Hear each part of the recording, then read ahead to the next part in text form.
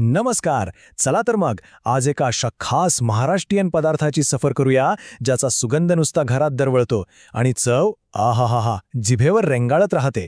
हो, बरोबर ओळखलत, आपण बोलतोय अस्सल भरलेली वांगीबद्दल. मग सांगा, महाराष्ट्रीयन जेवणातला हा खजिना चाखायला तयार आहात का? अहो, ही केवळ एक भाजी नाहीये, ही तर पिढ्यानपिढ्या चालत आलेली चवींची एक अप्रतिम कलाकृती आहे. चला बघूया तरी ही कलाकृती साकारायची कशी. तर आपल्या या सफरीचा पहिला टप्पा तो म्हणजे ही भाजी इतकी एकदम खास का असते याचं रहस्य उलगडणं. अगदी सोप्या भाषेत सांगायचं झालं तर भरलेली वांगी म्हणजे नेमकं काय? तर ही एक पारंपरिक महाराष्ट्रीयन डिश आहे. यात काय करतात तर लहान कोवळी वांगी घेऊन त्यात शेंगदाणे, खोबरं, तीळ आणि मसाल्यांचे एक खमंग सारण भरतात आणि मग त्याला मंद आचेवर अगदी प्रेमाने शिजवतात. खरं सांगू, ह्याच सारणामध्ये दडली आहे त्याच्या त्या अप्रतिम चवीची सगळी जादू. चला आता या चवीच्या दुनियेत जरा डोकावून बघूया. पाहूया तरी कोणकोणते घटक मिळून ही जादू घडवतात. बघा, आपलं साहित्य ना 2 गटांमध्ये विभागलेलं आहे. एक म्हणजे मुख्य साहित्य, जे या भाजीचा पाया आहे, आणि दुसरं जे सगळ्यात महत्त्वाचं आहे ते म्हणजे भरावणाचा मसाला, जो खरं तर या भाजीचा आत्मा आहे. मुख्य साहित्यामध्ये आपल्याला 6 ते 8 लहान वांगी लागतील.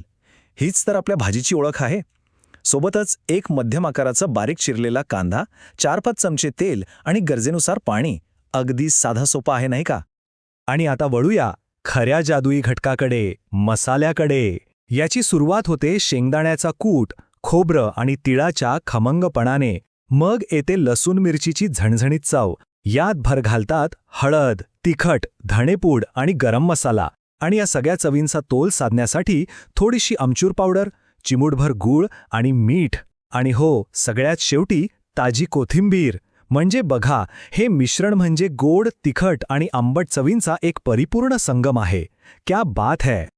चला आता आपण या पाककृतीच्या अगदी हृदयात प्रवेश करतोय. इथेच आपल्या हातांनी आपण ती जादूची चव घडवणार आहोत. सगळ्यात पहिलं आणि सगळ्यात महत्त्वाचं काम वांगी तयार करणे. त्यांना अधिक म्हणजे प्लसच्या प्लस आकारात चिरा द्यायचे आहेत. पण एक गोष्ट लक्षात ठेवा, देठापासून पूर्णपणे कापायचं नाहीये, कारण याच चिरांमध्ये आपला मसाला अगदी व्यवस्थित बसणार आहे. आता मसाला बनवण्याची प्रक्रिया ही फक्त 3 सोप्या पायऱ्यांमध्ये आहे. पहिली पायरी, शेंगदाण्याचं कूट, खोबरं, तीळ, लसूण आणि हिरवी मिरची एकत्र करून थोडं जाडसर वाटून घ्या.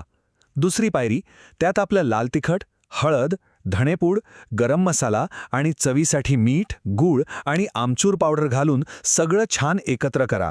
आणि तिसरी, शेवटची पायरी, बारीक चिरलेली कोथिंबीर घालून ताजेपणा आणा.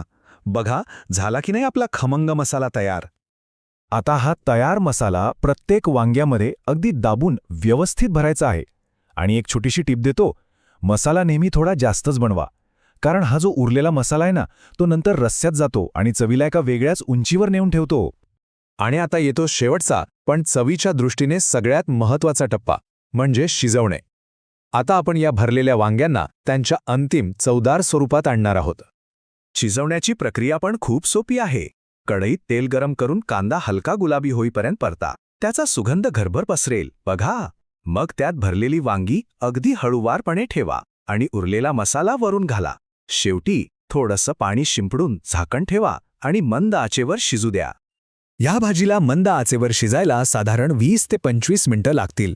हे महत्त्वाचं आहे, कारण मंद आचेवर शिजवल्यानेच वांगी आतपर्यंत एकदम मऊ होतात आणि मसाल्याची सगळी चव त्यात उतरते. हीच या भाजीची खरी गंमत आहे. आणि इथे एक सगळ्यात महत्त्वाची गोष्ट लक्षात ठेवायची आहे. शिजवताना भाजी अगदी हलक्या हाताने परतायची, कारण वांगी तुटणार नाहीत याची काळजी घ्या. अख्ख्या वांग्यातच त्याची खरी मजा आहे, नाही का? वांगी छान मऊ झाली की समजा आपली जादू झाली. गॅस बंद करा, वरून भरपूर ताजी कोथिंबीर पेरा आणि झाली आपली गरमागरम चविष्ट भरलेली वांगी तयार. आता प्रश्न उरतो, ही भाजी खायची कशासोबत? तर गरमागरम भाकरीसोबत याची चव अप्रतिम लागते. चपातीसोबतही उत्तम लागते, पण ज्वारीच्या भाकरीसोबत तर याची मजा काही औरच आहे. तर मग ही अस्सल महाराष्ट्रीयन चव नक्की करून बघा आणि घरच्यांना खुश करा.